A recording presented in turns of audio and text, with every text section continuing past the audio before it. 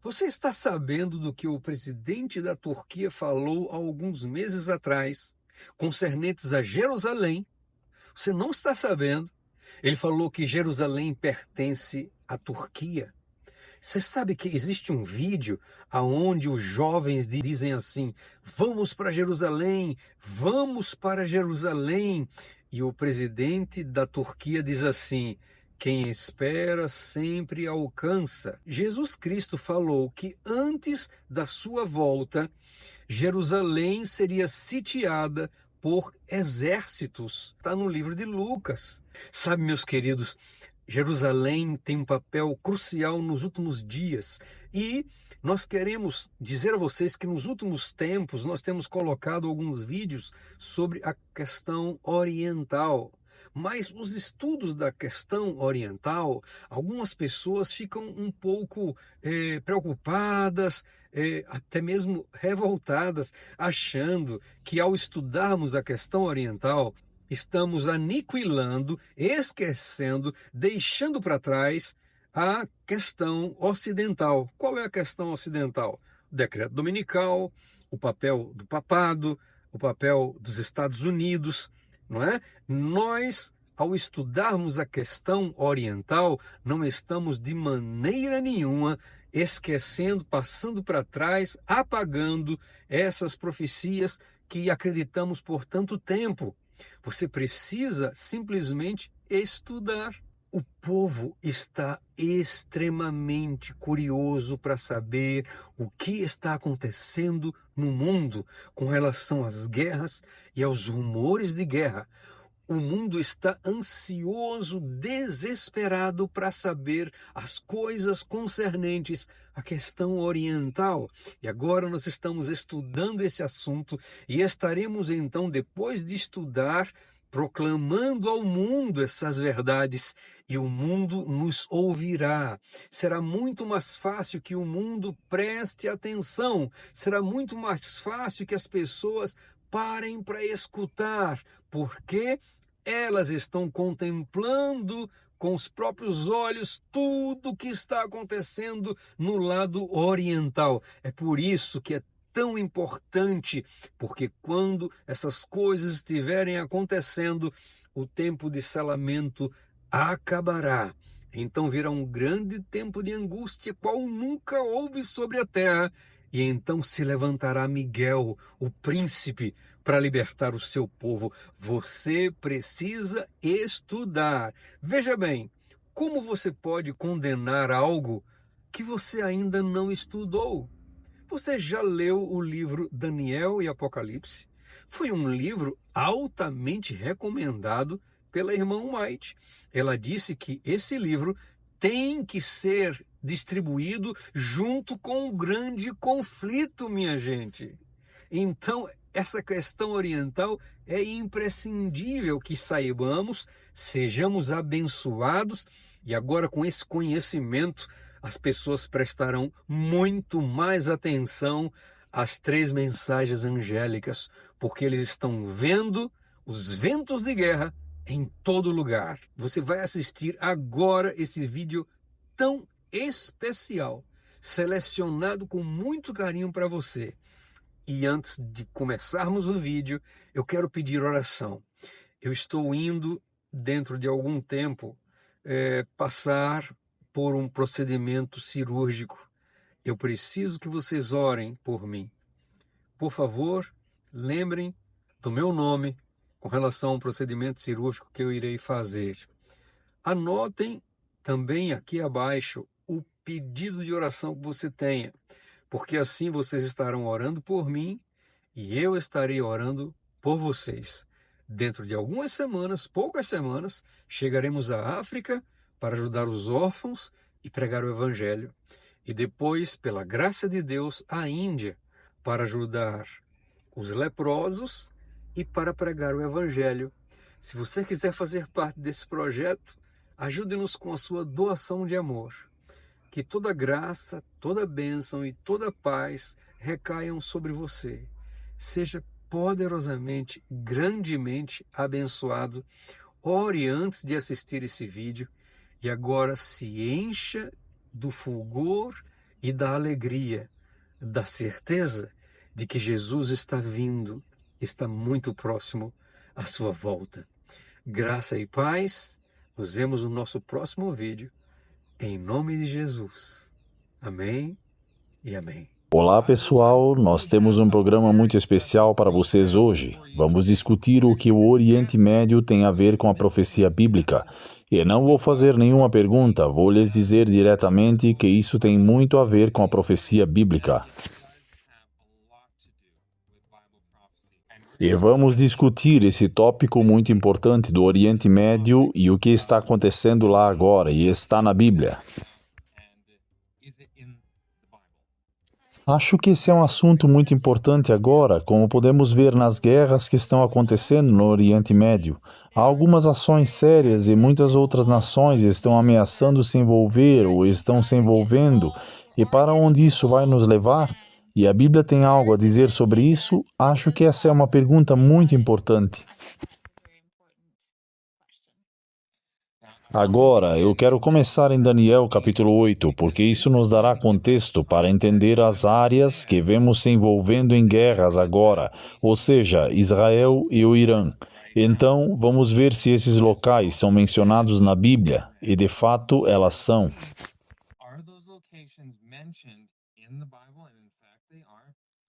Eu gostaria de começar em Daniel capítulo 8. Daniel capítulo 8 e vamos dar uma olhada no verso 3. Alguém poderia ler o versículo 3?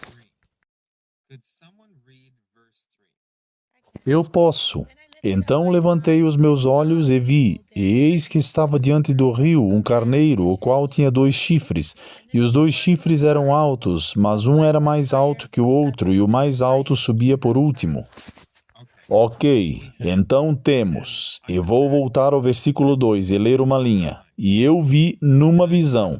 Então, Daniel está realmente vendo essa coisa acontecer como na vida real? Bem, ele está vendo isso em uma visão, não no momento. Certo, ele não estava sentado em alguma colina, ele viu isso acontecer e fez isso. Não, ele está em uma visão. Então esta é uma visão de Deus, de que Deus está tentando mostrar a ele eventos que vão acontecer, certo?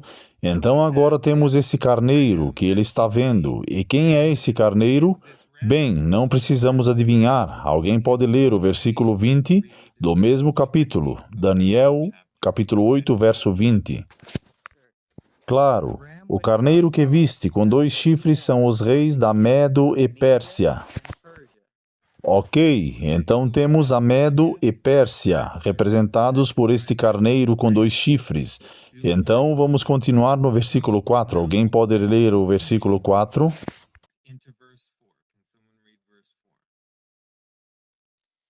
Eu vi o carneiro avançando para o oeste, para o norte e para o sul. Vou te interromper aqui. Então temos 3 direções mencionadas. Quais são essas 3 direções? Norte, oeste e sul. Ok, então se ele está avançando em direção ao norte, em direção ao sul e em direção ao oeste, de que área ele está vindo? Leste, do leste, ok? Agora, precisamos perguntar onde fica a Pérsia? Está localizada no leste. Fica no leste, certo? Mas a leste de onde? Talvez devêssemos perguntar. Então, essa é uma ótima pergunta. Quando discutimos coisas na Bíblia, você não vê reinos mundiais entrando em jogo ou algo assim, a menos que eles comecem a ter conexão com o povo de Deus. Portanto, o povo de Deus é o centro das atenções na Bíblia. E neste caso, estamos falando da área de Israel ou Palestina. Você conhece esse local entre o Mar Morto e o Mar Mediterrâneo. Bem, o anjo estava falando com Daniel e o povo de Daniel estava lá, então ele os teria colocado naquele contexto. Ok, então agora temos esse carneiro e sabemos que ele vem do leste. E esta é a Pérsia, que curiosamente é o Irã. É a atual Pérsia, é o local exato onde a Pérsia ficava. E as pessoas ainda falam que é a Pérsia. Então vamos agora pular para o versículo 5. E alguém pode ler o versículo 5? E estando eu considerando, eis que um bode vinha do ocidente sobre a face de toda a terra, e não tocava no chão, e o bode tinha um chifre notável entre os olhos. Ok, então agora temos outro reino sendo introduzido. E por que estou dizendo reino aqui? Bem, conforme avançamos em Daniel, se voltarmos um capítulo, Daniel 7, e olharmos para os versículos 16 e 17, alguém pode ler isso e nos explicar melhor? O versículo 16, o capítulo 7 de Daniel diz: Cheguei-me a um dos que estavam ali e perguntei-lhe a verdade de tudo isso. Então ele me contou e me fez saber a interpretação das coisas. Estes 4 grandes animais são 4 reis que se levantarão da terra. E então, se pularmos para o versículo 23, diz: Assim ele disse: O 4º animal será um 4º reino na terra. Então, se deixarmos a Bíblia interpretar a si mesma, um animal simboliza um rei e um reino. Então, em Daniel capítulo 8, quando vemos esses animais, um carneiro e uma cabra, eles são reinos. Ok. E eu quero apontar um ponto muito importante que surgiu no verso 16. Às vezes, a Bíblia fala em figuras de coisas que violariam a lei natural. O bode que está fazendo um monte de coisas que um animal normal não faria, ou se parece com um animal que não está nessa terra, viola a lei natural. E isso nos dá uma indicação de que precisamos ir e buscar a interpretação desta figura. Isso é exatamente o que o anjo está nos dando aqui. Havia um monte de figuras no início do capítulo 7. Agora, Daniel vem até o anjo e diz: Quero saber a verdade disso. E então ele me fez saber a interpretação. É isso que temos que fazer como estudantes inteligentes. Quando vemos uma figura, vamos procurar a interpretação na Bíblia. Acho que esse é um ponto muito bom, e isso nos leva a uma das regras de Miller.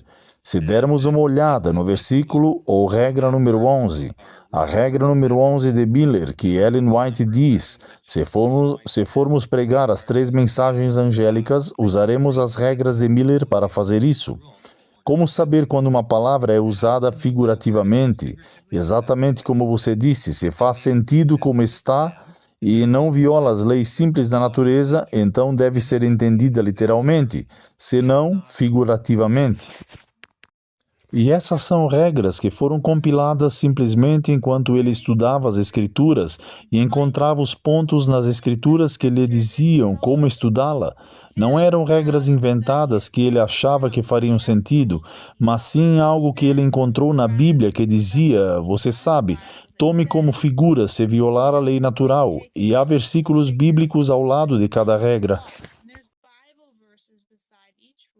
Então, com esse contexto, e novamente já lemos no versículo 20 que o carneiro representa a Medo-Pérsia. Agora temos este bode e ele vem do oeste. Então, temos um vindo do leste e temos outro vindo do oeste. E se olharmos para o versículo 21, diz: E o bode peludo é o rei da Grécia, e o grande chifre que está entre os seus olhos é o primeiro rei. E deixe-me mostrar isso na tela, para que todos possam ver isso. Então, vamos para o versículo 21. O bode peludo é o rei da Grécia. Então, vemos isso claramente aqui na Bíblia. Não precisamos adivinhar, isso está bem claro. Mas isso nos dá uma ideia de onde as coisas estão localizadas. Então, a graça está no oeste, e então temos o carneiro que está no leste. Agora, jamais nisso. Se continuarmos para baixo, e ele faz referência ao chifre notável, este é Alexandre o Grande. Este é realmente um ponto muito importante, e é por isso que a Bíblia o enfatiza tanto, e o vemos mais vezes do que isso. Se formos para o versículo 6, então vamos para o versículo 6 aqui, na tela. E ele veio até o carneiro que tinha 2 chifres, e eu tinha visto em pé diante do rio, e correu até ele em fúria, na fúria do seu poder. E eu o vi chegar perto do carneiro, e ele foi movido com uma cólera contra ele, e atingiu o carneiro e quebrou os seus 2 chifres. e não havia força no carneiro para resistir a ele. Mas ele o lançou no chão e o pisoteou, e não havia ninguém que pudesse livrar o carneiro de suas mãos. Então, temos este carneiro, ou este bode, que é a Grécia, e Alexandre o Grande, e ele vai e conquista o Império Medo-Pérsia, que está no leste. O próximo ponto importante está no verso 8. Então, se dermos uma olhada no versículo 8, alguém pode, por favor, ler isso?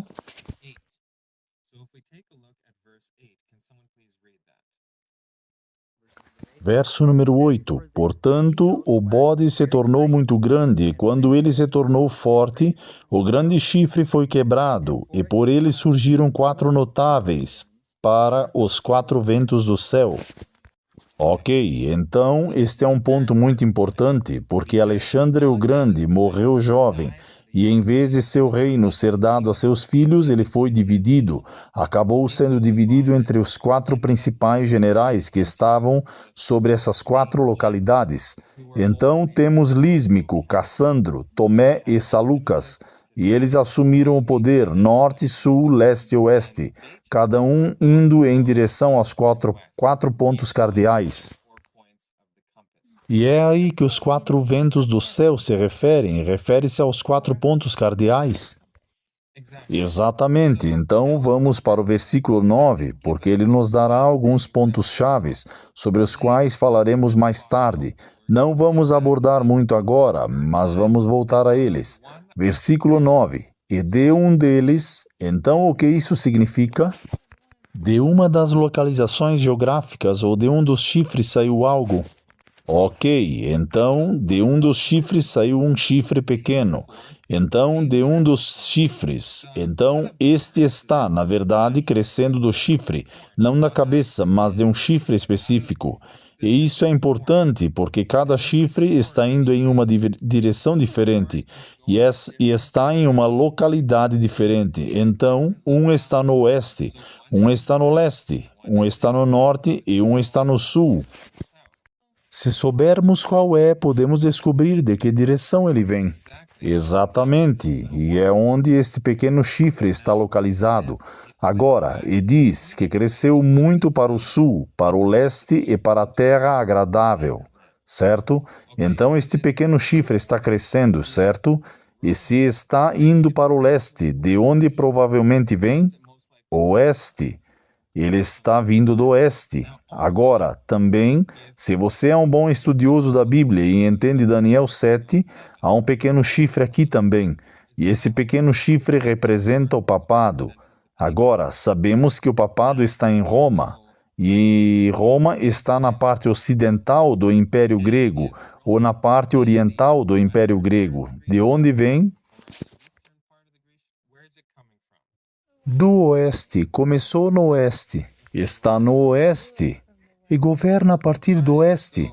Certo, então Roma está na parte ocidental do Império Grego.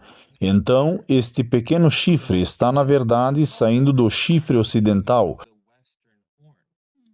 E ainda temos essa expressão hoje, ela ainda existe hoje, porque a Europa e a América do Norte são conhecidas como leste, os países ocidentais, e depois as outras partes que estão mais próximas do que dizemos, as partes orientais são conhecidas como leste.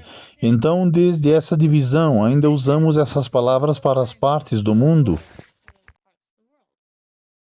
Absolutamente. Então, agora que temos um pouco de compreensão das direções, vamos pular direto para Daniel 11. Porque Daniel 11 nos dará alguns pontos chaves para o que está acontecendo agora, porque vemos aqui que a Pérsia mencionou esse poder do leste, certo? E na parte oriental precisamos descobrir se isso já foi referenciado novamente, e se há algo que possa ser conectado com o que está acontecendo agora no Oriente Médio. Porque o início dos versículos que você mencionou já foi cumprido. Sim. Então é por isso que sabemos que a Pérsia está lá, mas até agora acabou. Então há alguma parte que nos diga algo que vai acontecer no futuro. Então, se formos para Daniel 11 e começarmos no versículo 2, alguém pode ler, por favor? Verso 2: E agora eu vou mostrar a verdade. Eis que ainda se levantarão 3 reis na Pérsia, e o quarto será muito mais rico do que todos eles. E pela sua força, pelas suas riquezas, ele incitará a todos contra o reino da Grécia. E aí está aquela palavra novamente, mostrar-te-ei a verdade. E isso é muito significativo e meio que me faz lembrar do que acabamos de ler em Daniel 7. Sim, no versículo 16. Então, novamente, como tínhamos acabado de passar, cheguei perto deles, fiquei de pé e perguntei a ele a verdade disso tudo. Então ele me disse e me fez saber a interpretação da coisa. E a verdade falada aqui é sobre a interpretação da última visão que Daniel teve, que estava em Daniel 8. Correto. Então, agora provavelmente deveríamos ver todo o resto como uma interpretação que, em outras palavras, é literal. Certo, porque novamente em Daniel 7 é dito que a palavra verdade e interpretação são sinônimos, e a interpretação da palavra verdade estava conectada à palavra reis. E nunca vemos a palavra reis usada simbolicamente na Bíblia. É sempre um rei ou reino literal. Ou então, se você não consegue diferenciar, vai ficar muito complicado. Então, quando você vê uma besta e ela está em uma visão, você sabe que isso é um símbolo. E agora você tem que interpretar esse símbolo como sendo literal, que é o rei ou reino que ele representa. Mas, uma vez que você chega a rei ou reino que ele representa, uma vez que você chega a rei ou reino, não há mais para onde ir, você já está na interpretação. Exatamente, e eu também quero apontar algo. Há uma diferença entre a palavra figura e espiritual. Já há uma diferença entre a palavra figura e símbolo. Eles são semelhantes, mas figura e espiritual são dois significativos diferentes. Então, o que estamos falando é da Bíblia que tem figuras e a Bíblia que também tem interpretações ou literal. E a única maneira de saber é se isso quebra a lei. E nesse caso estamos começando agora e eu vou te dizer a verdade, eu vou te mostrar a verdade e vamos começar a ver a interpretação. E assim como você disse, se você for para o versículo 17 desse capítulo em Daniel 7, nos dá um vislumbre da interpretação e diz que estes grandes animais, que são 4, são para reis. Portanto, a interpretação é reis e literal. Não significa que você sabe sobre mentalidade, espiritualidade, nada disso. É sempre literal. Então, quando você volta para Daniel capítulo 11, voltando aqui, quando diz, agora eu te mostrarei a verdade, no versículo 2, podemos inserir interpretação ali, o que significa que é sempre literal. Assim podemos estabelecer no início de Daniel capítulo 11 que este capítulo está falando sobre eventos históricos literais, não está falando sobre mentalidades ou algo assim ao longo de todo o capítulo, se formos consistentes. E para ser honesta, não há nenhuma indicação disso, não há absolutamente nenhuma indicação de que isso viole a lei natural. Certo, e quando o anjo dá a interpretação, ele não usa símbolos para reinterpretar. Ele não dá outro símbolo para um símbolo. Certo. E acho que poderíamos testar nossa teoria simplesmente continuando a ler este capítulo e ver se isso está correto. Estamos dizendo será em linguagem simples, então talvez você queira continuar e ver isso. Antes de fazermos isso, eu gostaria que tivéssemos um livro sobre a mesa. E este é um livro muito antigo, são leituras bíblicas para o lar. Este livro específico é extremamente velho e acho que ninguém conseguirá ler a data de copyright, mas diz aqui 1888. Portanto, estas são as leituras bíblicas originais para o lar. E se analisarmos o conteúdo, há algo muito fascinante. Se analisarmos o índice, já há algo chamado de questão oriental. Agora, é exatamente isso que estamos discutindo agora, o que está acontecendo no Oriente Médio. E o que é essa questão oriental? Bem, a questão oriental é exatamente isso. O que o Oriente Médio tem a ver com a profecia bíblica?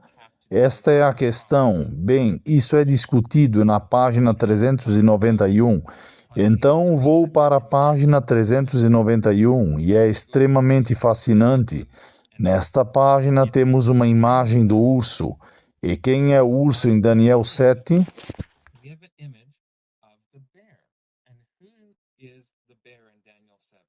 Medo-Pérsia.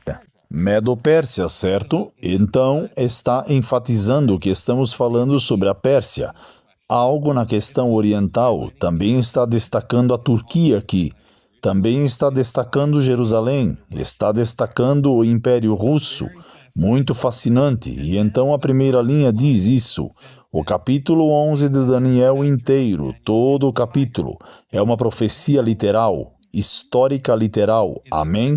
A mais longa e notável do seu tipo.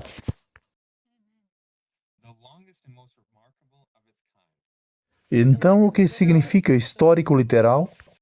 Bem, se você tem símbolos, há coisas que você tem que interpretar, mas se for literal, então é a coisa real, é o negócio real. Sim, e se for histórico? Na história, o que significa que você pode colocar uma data para isso. Certo. Você pode, esse é o evento, não é. Bem, este é o evento, e aquele é o evento, e este é o evento, e talvez não é um evento de forma alguma, talvez seja apenas algo etéreo e um pouco sentimental, sabe? Vamos falar sobre isso mais tarde, quando mostrarmos o que Ellen White diz sobre essas interpretações espirituais místicas. Mas quando olhamos para Daniel 11, como você disse, é literal, é uma profecia histórica literal. Então, fala sobre o futuro, mas não é disfarçada. Portanto, deveríamos ser capazes de encontrar o cumprimento dessa profecia em algum momento da história. Isso não é uma regra? A regra número 13, eu acredito, diz sim, posso ler aqui. Para saber se temos o verdadeiro evento histórico para o cumprimento de uma profecia, se você descobrir cada palavra da profecia, depois que as figuras são compreendidas, se cumpre literalmente, então você pode saber que sua história é o verdadeiro evento. Mas se uma palavra não se cumpre, então você deve procurar outro evento ou esperar seu desenvolvimento futuro, pois Deus cuida para que a história e a profecia concordem. Então, para que os verdadeiros filhos de Deus crentes nunca sejam envergonhados. Muito bom. E o que isso significa? É obviamente, em algum momento, essas profecias não eram história. Em algum momento elas eram um evento futuro que foi profetizado, mas nunca muda se foi cumprido ou se será cumprido. Ainda será um evento histórico em algum momento. Sim, você precisa ser capaz de identificar, quando vamos para Daniel 7, onde estamos apenas baseando nossas regras proféticas, que, se quisermos ser consistentes, precisamos usar as mesmas regras em todo o livro. Se formos para Daniel 7, ninguém vai dizer que a transição do leão para o urso vai acontecer mais de uma vez. Certo que não. Não, e nós realmente atribuímos datas a isso. A Babilônia governou desta data até esta data, e depois a Pérsia, desta data até esta data. Então temos esses definidores e diretrizes de como devemos entender a profecia, que infelizmente muitas pessoas em Daniel 11 começam a misturar as coisas e não há mais datas reais para as coisas, e se torna extremamente confuso. Torna-se difícil de entender. Você precisa ouvir todos os tipos de opiniões sobre o que é. E por mais pregadores que existam, existem diversas versões. E uma vez que uma profecia se cumpre, acho que precisamos ter certeza de que está claro que ela se cumpriu. Não há aplicação dupla ou tripla da profecia. Amém? Exatamente. Então eu só quero ir mais a fundo. Eu só queria dizer para continuarmos lendo um pouco e vermos se nossas conclusões aqui estão corretas. Isso é linguagem simples. Então, se formos para o versículo 3, e um rei poderoso se levantar, que governará com grande domínio e fará conforme a sua vontade. Isso soa como Daniel 8? Sim, idêntico, certo?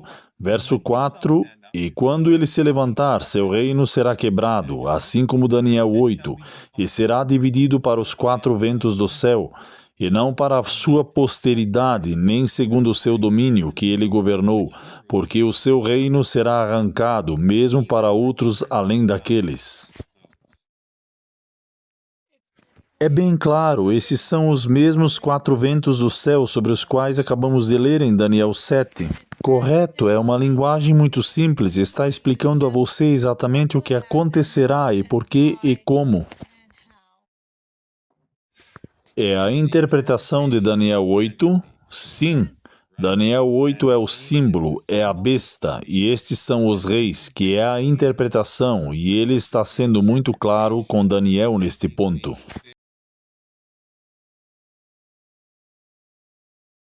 Agora, onde fica muito interessante é quando chegamos aos versículos 40 e 45, e eu acho que este é provavelmente um dos versículos mais controversos de todo o livro de Daniel, vocês concordam? Então, no versículo 40, temos um ponto de transição muito importante, e há algum ponto-chave neste versículo, no verso 40. Vamos nos concentrar nos versículos 40, 44 e 45 nesse estudo. Nos versos 40, a primeira coisa que você lê é um marcador de tempo, é como um carimbo de tempo ou uma marca de caminho, e diz, e no tempo do fim, certo? E esse não é o fim dos tempos, porque as pessoas pensam que é como em algum momento no fim dos tempos. Então, pode ser este ano, pode ser no ano passado, pode ser qualquer época, mas na verdade é um ano muito específico. Sim, exatamente. E há marcadores de caminho ao longo de todo o capítulo 11 que nos ajudarão a descobrir onde estamos e de onde precisamos seguir em frente. E quando você chega até aqui, o verso 40 diz, agora e no tempo do fim. Então precisamos entender que tempo é esse, onde podemos encontrar a resposta para que tenhamos uma data. Então, se formos a Daniel 12, a Bíblia nos fornece uma resposta para o que é o tempo do fim. E começarei no verso 6, Daniel 12, verso 6. E alguém disse ao homem vestido de linho, que estava sobre as águas do rio, quanto tempo faltará para o fim destas maravilhas? E eu vi o homem vestido de linho, que estava sobre as águas do rio, quando ele levantou a mão direita e a mão esquerda para o céu, e jurou por aquele que vive para todo sempre, que isso seria por um tempo, tempos e metade de um tempo. E quando ele tiver terminado de dispersar o poder do povo santo, todas essas coisas serão consumadas. Verso 8. E eu ouvi, mas não entendi.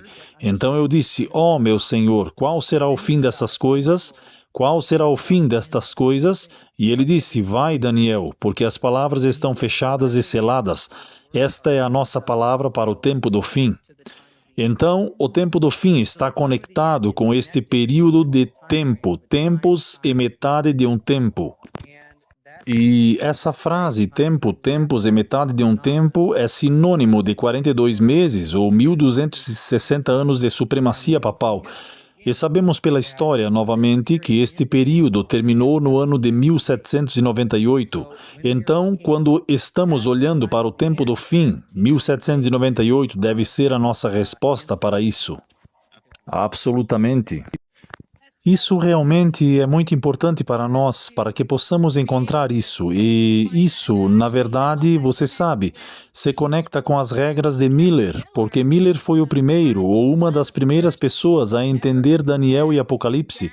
E isso foi somente depois de 1798, onde ele foi capaz de encontrar essas respostas. Porque o livro estava aberto. Estava aberto naquele momento, ainda estávamos naquele período de escuridão em que ninguém realmente entendia, e então Deus usou Miller para desvendar essas escrituras depois de 1798. Sim, então agora, ok, temos os 1260 anos. Então, agora que temos esse período, a maioria das pessoas que estudam a revelação de Daniel entendem a profecia dos 1260 anos. E este foi o período papal de 538 a 1798. Então, com isso em contexto, no final dos 1260 anos, sendo o tempo do fim, isso significa que 1798 é o tempo do fim, o que por sua vez significa que Daniel capítulo 11, verso 40 está acontecendo em que ano? 1798. Com certeza. Então vamos ler o versículo 40. E no tempo do fim, 1798, o rei do sul o atacará, e o rei do norte virá contra ele como um redemoinho, com carros e com cavaleiros, e com muitos navios, e ele entrará nas terras, e inundará e passará. Então, o que vemos aqui? Bem, vemos guerra e digamos que há apenas dois jogadores, o rei do norte e o rei do sul, mas se você realmente analisar os versos, poderá ver que há o rei do sul empurrando-o e o rei do norte empurrando-o como um redemoinho. E o reino seria o poder que acabamos de discutir. E quando foi a mudança de poder em Daniel 11? Bem, aconteceu no verso 36, porque toda vez que diz, faça conforme a sua vontade, há uma mudança de poder. Vimos isso no início de Daniel 11, eu acredito. Onde foi isso? Na Medo-Pérsia. Sim, em Daniel 11, no verso 4 e 5. Sim. Verso 3. Um rei poderoso se levantará e governará com grande domínio e fará conforme a sua vontade. E isso significa que o próximo poder assumiu, e isso acontece novamente em Daniel 8 também.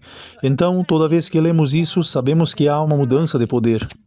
Eu quase acho que deveríamos ler de forma um pouco diferente. Deveríamos ler, faça conforme a sua vontade, certo? É porque enfatiza que ele está fazendo do novo homem.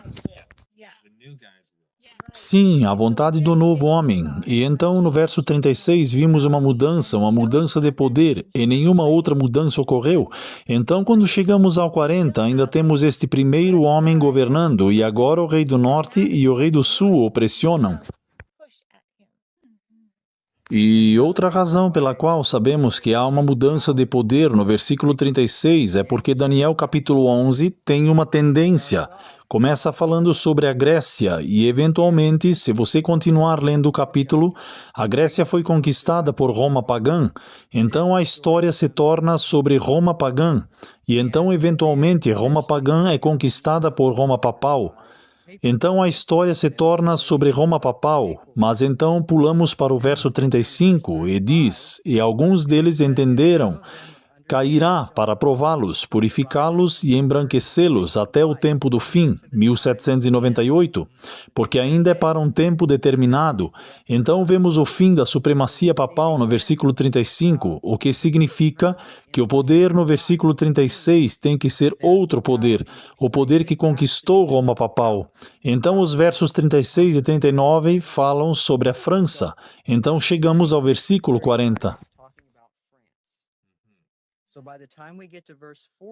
Porque foi a França que deu o golpe da ferida mortal em 1798. Sim, então devemos esperar uma guerra entre a França, o rei do norte e o rei do sul, no verso 40. Há 3 jogadores e não 2. E só quero enfatizar que o texto não chama a França de o rei do norte, diz apenas que ele é o próximo poder, o próximo rei, um rei que está governando. Então, no versículo 40, ele apresenta o norte e o sul atacando a França. E também menciona Roma pagã ou Roma papal como rei do norte. Não é. De fato, a Roma pagã era chamada de ladrões do teu povo. Isso se conecta ao que estamos vendo em Daniel 8, porque o chifre pequeno veio do oeste. É por isso que ele não pode ser o rei do norte, pois veio da Macedônia, a parte ocidental do Império Grego. E, na verdade, em um dos antigos mapas adventistas e mileritas, Eles tinham uma imagem da cabeça do bode e do chifre que ficava no oeste, o chifre da Macedônia, de onde o chifre pequeno estava saindo. Então eles entenderam que o papado e Roma vinham do ocidente, não era o rei do norte. O que eu amo na Bíblia é que a história e a profecia concordam.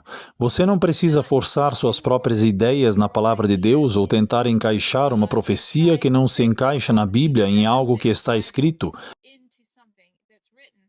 Cada palavra deve ter seu significado apropriado, e isso acontece e continuará acontecendo se você encontrar a interpretação correta. Absolutamente. Então, agora, se continuarmos no versículo 40, veremos este rei do sul, vemos este rei do norte, e como você disse, vemos algo em 1798 com uma guerra. Uma guerra de 3 vias. Um rei do norte, que norte, de acordo com Daniel 8 e os versículos iniciais de 11, que são as 4 áreas do Império Grego. Correto. Então, o rei do norte é o rei da parte norte do Império Grego, e o rei do sul é a parte sul do Império Grego. Porque em nenhum lugar do capítulo ele nos dá novas coordenadas, não nos dá outro mapa que diga que isso aconteceu e foi para o norte, sul, leste ou oeste, nunca. E o norte agora é um norte diferente. Correto, ele sempre nos deu apenas uma coordenada e essas coordenadas permaneceram as mesmas dos capítulos anteriores de Daniel também. Isso nunca mudou, então sempre temos exatamente o mesmo ponto central, que é Jerusalém, e depois temos o norte, sul, leste e oeste. Certo, então quando se diz que há um rei do norte, ele virá contra ele como um redemoinho. Qual era o local onde ficava parte do norte do Império Grego? Selúcas, que geograficamente se pode apontar é a Turquia. Então, esta é Constantinopla. Esta é a parte norte do Império Grego, e o sul é onde ficava a parte sul do Império Grego, Egito. Certo? Então, isso é realmente muito simples, não precisamos complicar muito isso. Não, de jeito nenhum. Então, agora sabemos que a parte norte do Império Grego é a Turquia, ou a área da Turquia, e o sul é o Egito, e o outro é a França. Tudo o que precisamos fazer é ir ao Google, e farei isso ao vivo no vídeo aqui. Vamos ao Google e digitar França, Turquia, Egito, Guerra de 1798. E se formos lá, se rolarmos a tela para baixo, bem aqui, vocês podem ver a Batalha das Pirâmides. A Batalha das Pirâmides, de 21 de julho de 1798. É incrível. Você literalmente não é preciso esforçar-se para entender Daniel 11, quando você o entende literalmente. Amém. Mesmo no primeiro que você acessou, o primeiro que você viu, a Wikipédia, se você clicasse, você também veria que o nome da guerra, no segundo parágrafo, é Batalha das Pirâmides. Então, é super claro e está em todas as fontes da história.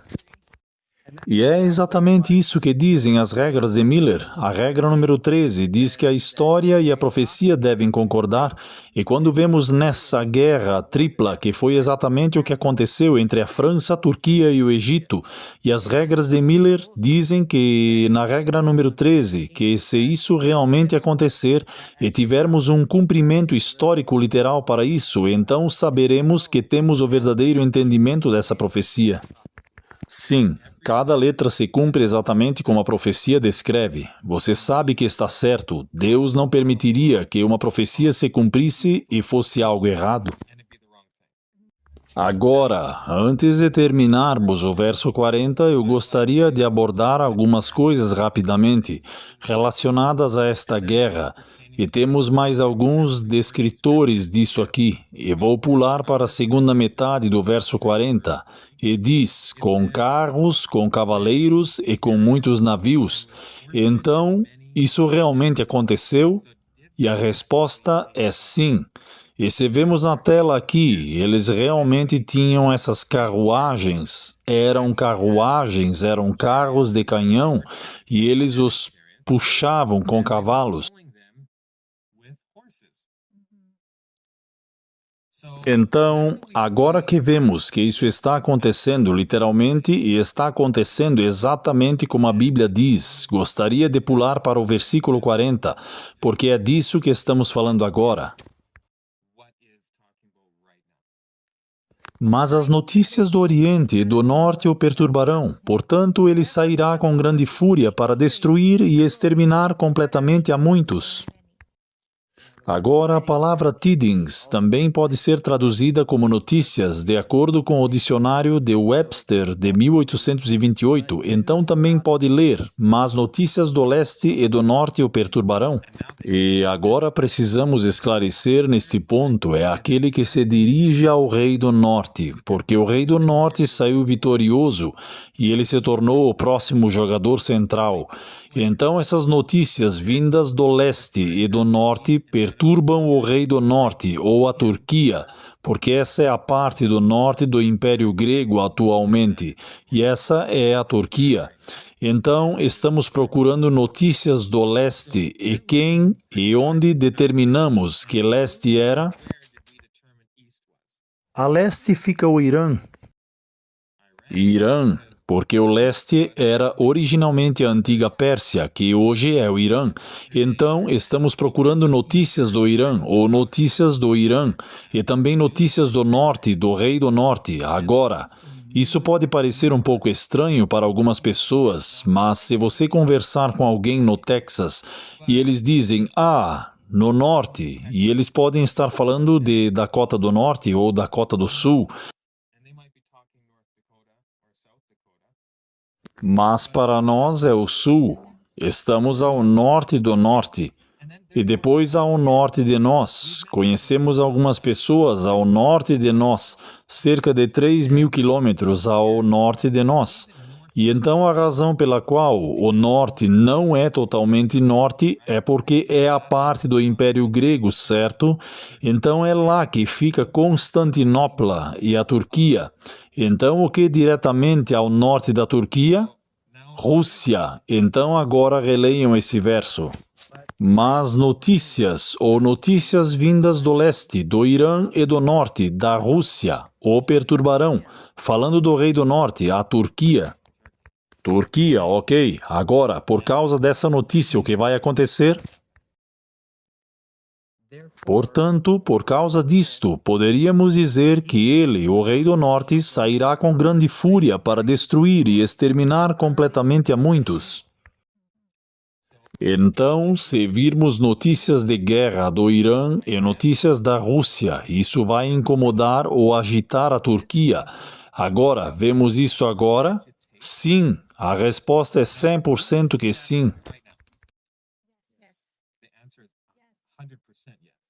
Sim, vemos que o Irã está obviamente envolvido ativamente em uma guerra e acabamos de ver o noticiário esta manhã que a Rússia está se oferecendo para ajudá-los também em seu projeto nuclear, então eles certamente estão envolvidos.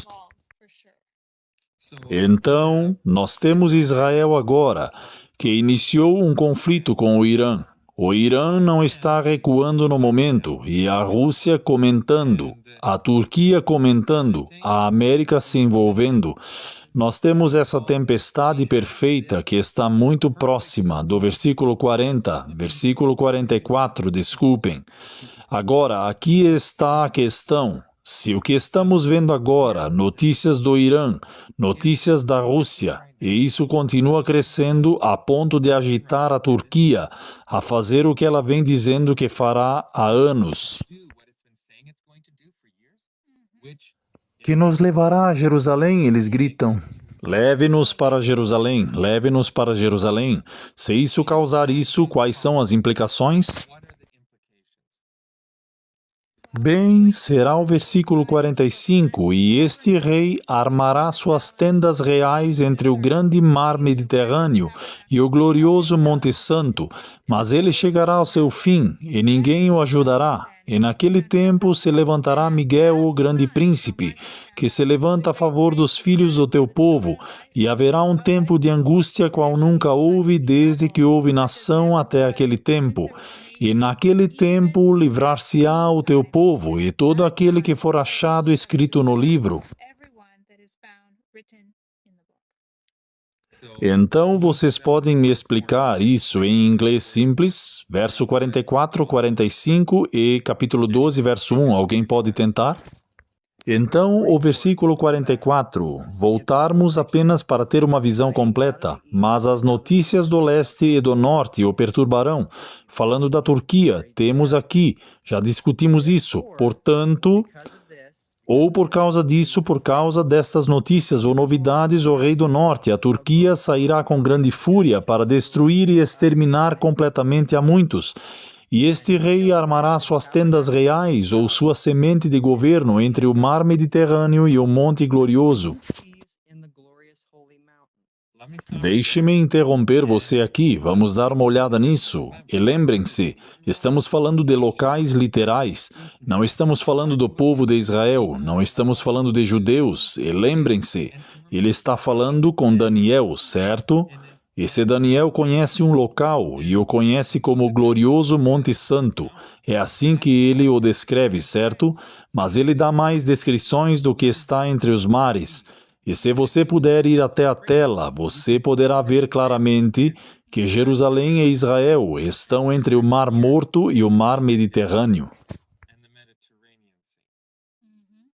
E eu tenho que dizer que ela é realmente conhecida como uma terra gloriosa, mesmo hoje em dia, até mesmo entre pessoas que não são judias ou não são cristãs, nem de nenhuma religião desse tipo. Eles sabem que aquela é uma terra gloriosa e é por isso que tantas pessoas a desejam. Agora, você sabe, se realmente acredita que ela é gloriosa, se acredita que ela está abandonada ou desolada, como Ellen White nos diz, e sabemos que o fato de o Senhor tê-la abandonado não significa que o mundo não se refira a ela como terra gloriosa e por alguma razão ainda a cobice. Absolutamente. Então, temos a Turquia por causa das notícias do leste e do norte, que vão destruir muitos. Ele vai para a guerra e tem o segundo maior exército militar do mundo inteiro. Acho que a maioria das pessoas não percebem isso. Ele irá e estabelecerá seu governo em Jerusalém. E é exatamente isso que o povo da Turquia está dizendo: leve-nos para Jerusalém. E só para confirmar isso, para que não façamos as pessoas dizerem que estamos inventando coisas ou algo assim, vamos a alguns versículos apenas para estabelecer esta gloriosa montanha. Vamos para Daniel capítulo 9 e vamos ler o verso 16. Ó Senhor, segundo toda a tua justiça, rogo-te que a tua ira e o teu furor se afastem da tua cidade Jerusalém, do teu santo monte. Então, isso está estabelecido na Bíblia. Ele não representa nenhum outro grupo espiritual de pessoas. É a localização literal da cidade de Jerusalém.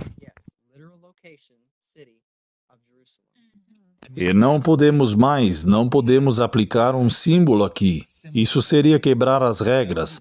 Quebramos as regras de Miller para fazer isso. Temos que manter as palavras literais, porque é exatamente como está no fluxo.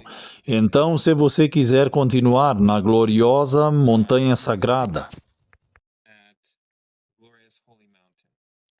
é só entrar aqui e diz que plantou os tabernáculos do seu palácio. A Turquia é um califado e eles são um povo nômade. Essa é a história deles, e o palácio que eles construíram no topo é, na verdade, feito em forma de tenda. É um prédio, mas como uma tenda. E esta palavra tabernáculo significa tendas, as tendas do seu palácio. Então é muito compatível, ela corresponde às pessoas que realmente virão e farão isso.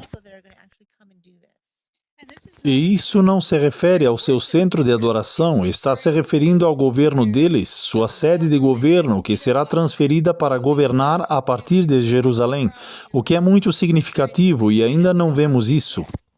E é também por causa da frase aqui, é um estado religioso, são os tabernáculos do seu palácio. Correto, são as duas coisas. Então, a palavra tabernáculos está conectada ao tabernáculo, que é como um templo. Então, seu tabernáculo, seu palácio, o califado, que é essa estrutura de igreja e Estado, será transferida para Israel.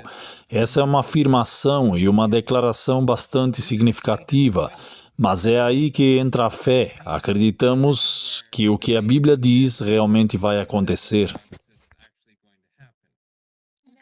E eu só quero deixar claro, você sabe, isso provavelmente é muito novo para algumas pessoas e certamente, talvez, pareça estranho porque não é necessariamente a interpretação popular, mas fomos consistentes durante todo esse capítulo, seguindo as regras de Miller e entendendo que no começo o anjo está nos dando a interpretação. Então, não estamos trocando de marcha no meio do caminho ou trocando de cavalos no meio do caminho, continuamos com a interpretação que o anjo deu, entendendo que esse é o significado literal. Então é aí que podemos chegar a esse entendimento agora. Muitas pessoas gostam de espiritualizar a partir do verso 40 e fazer coisas diferentes, mas não podemos mudar na metade do capítulo. Não há nenhuma indicação de que agora seja a hora de uma maneira diferente de interpretar.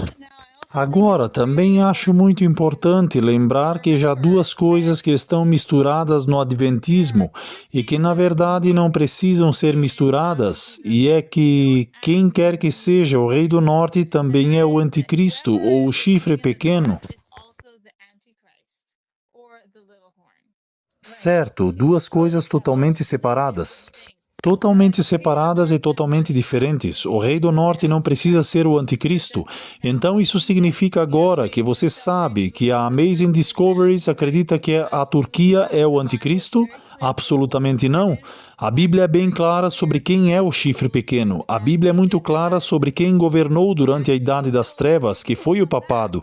E sabemos que eles voltarão, mas na verdade voltarão por um período muito curto de tempo, como muitos de seus estudos sobre a contagem regressiva final e o dia do julgamento mostraram. E Ellen White nos disse que agora é a hora das filhas, que na verdade são os ex-protestantes dos Estados Unidos, e elas eventualmente devolverão seu poder ao papado, mas isso só acontecerá depois que o tempo de graça terminar, por um período muito curto de tempo. Então, há um pouco de agotação excessiva em relação ao papel do papado. O papado não está trazendo a lei dominical, é a América protestante que implementará a lei dominical. No entanto, é a sua marca de autoridade. Então isso não diminui em nada, mas precisamos superar a ideia pré-concebida de quem quer que seja o Rei do Norte significa que tem que ser o Anticristo, e isso na verdade não é verdade. É isso mesmo. E também aqueles que acreditam que este é o papado dizem, bem, aí está, ele chegará ao fim, pouco antes do fim do tempo de graça. E isso não é bíblico, porque em Apocalipse 18 vemos a destruição de Roma na vinda de Jesus. E também vemos na quinta praga que já há escuridão sobre a besta. O papado tiveram desaparecido até o fim do tempo de graça. Qual o sentido de tudo isso? Isso tornaria tudo isso falso, então há outra razão aí. Sim, com certeza, e há muitos outros motivos pelos quais você pode querer participar, mas a principal coisa que quero dizer é que a ideia de que tem que ser o Rei do Norte, tem que ser o papado, quebra essa ideia assim que você começa a estudar o capítulo inteiro, porque o Rei do Norte era, em algum momento, a Grécia, e o Rei do Norte então se tornou a Turquia, e em algum momento a Turquia, e havia um rei, e havia, você sabe, e assim por diante. Então, há a Grécia e a Turquia, e nunca foram o anticristo. Então, também me lembro de uma declaração no Espírito de Profecia, onde ela diz que podemos ter menos a dizer em algumas linhas sobre o papado. Então, precisamos abandonar essa mentalidade de que tudo tem que ser sobre o papado. E não estamos dizendo, não estamos diminuindo o seu papel. O papado tem seu papel, o Rei do Norte tem o seu papel, as filhas da América Protestante têm o seu papel. Todos têm um papel na profecia, mas nem todos têm o mesmo poder. Temos que abandonar essa mentalidade de focar somente em um sistema, porque na Bíblia Deus nos deu todos esses jogadores por um motivo. Absolutamente. Agora, Jacó, você quer continuar depois da montanha? Claro. E isso ainda está em Daniel capítulo 11, verso 45. Mas ele chegará ao fim e ninguém o ajudará. Então explique isso às pessoas em um inglês simples. Ok, então o versículo 45 está dizendo que a Turquia vai estabelecer sua sede de governo em Jerusalém. E a parte final deste versículo diz: no entanto, ele chegará ao seu fim. E o contexto seria em Jerusalém, e ninguém o ajudaria. E então diz, é aqui que começa Daniel 12, 1. E naquele tempo... E que tempo é esse?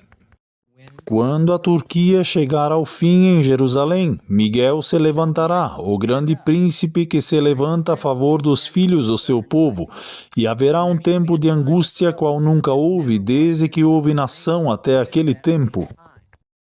Ok, então, deixe-me fazer uma pausa aqui por um segundo. Então temos Israel. Não, temos a Turquia indo para Jerusalém.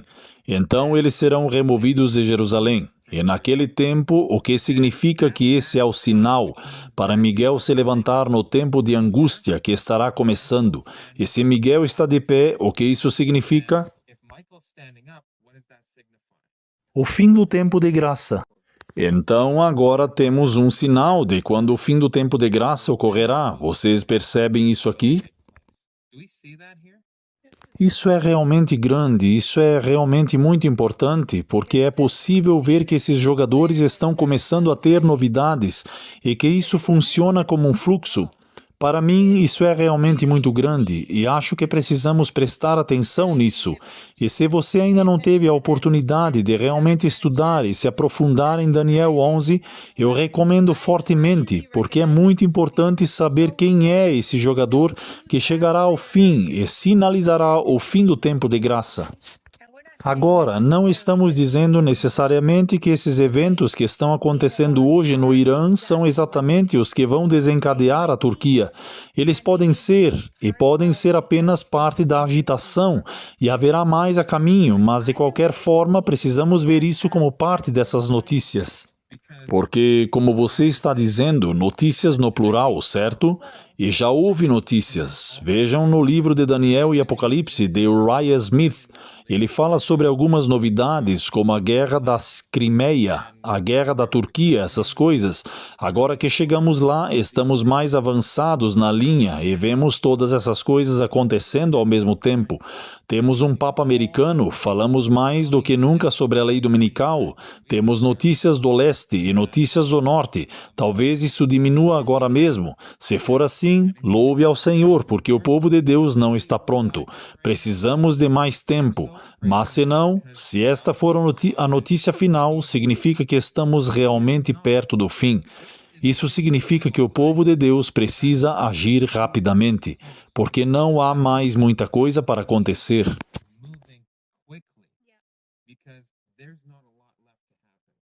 Bom, isso é muito grande, sabe? Eu nunca ouvi falar que houve eventos que pudessem marcar o fim do tempo de graça. Isso é algo que eu nunca ouvi antes, e quando aprendi isso, fiquei surpresa ao ver que Deus deixaria um marco na história para ajudar seu povo. Porque lembrem-se, este será um momento de grande turbulência e confusão ao redor do mundo, e nós vamos dar o alto clamor. O selamento está chegando e o fim do tempo de graça está prestes a chegar. E quando virmos o que está acontecendo no Oriente Médio, na Turquia, em Jerusalém, saberemos que o tempo é muito curto e nossa urgência é grande. E eu acho maravilhoso como Deus preparou isso para o seu povo, para que eles estejam prontos e sejam capazes de preparar outros a tempo. Quero apenas acrescentar que esse realmente é um ponto magnífico, porque o fato de Deus marcar o fim do tempo de graça com um evento histórico, eu nunca soube. Nunca soube o que era o evento, eu nunca soube que havia um evento. Pensei que sempre seria um mistério, mas até que ponto Deus marca isso? Porque na Bíblia, à medida que estudamos, vemos cada vez mais que ele marcou grandes mudanças com eventos históricos, e então o fato é que isso realmente acontece. E eu também quero dizer que isso acrescenta ímpeto, porque se você pensar sobre isso, nós estaremos pregando o alto clamor, dando a mensagem final de alerta ao mundo. Não receba a marca da besta, aceite o sábado, siga o Senhor, siga em frente com seus mandamentos. Não siga o ídolo do falso sábado, e ao mesmo tempo, o que dará urgência à mensagem é que vemos ventos nas guerras que acontecem no Oriente Médio, e nós diremos: olhem, isto aqui é um sinal de que o tempo de graça está acabando. Agora é a sua hora de ficar ao lado do Senhor.